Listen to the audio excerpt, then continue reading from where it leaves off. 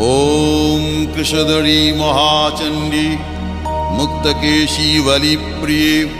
कुलाचार प्रसन्यास्ये नमस्ते शङ्करप्रिये घोरदंष्ट्रे कोटराक्षी कीटी शब्दप्रसादिनी घोरघोररवस्फारे नमस्ते चित्तवासिनी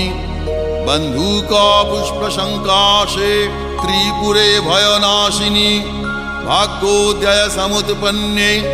नमस्ते वरवन्दिनी जय देवी जगद्धात्री त्रिपुराद्ये त्रिदेवते भक्तेभ्य वरदे देवी महिषग्नि नमोस्तुते घोर विघ्न विनाशाय कुलाचार समृद्धये नमामि वरदे देवी मुंडमाला विभूषणे रक्तधारा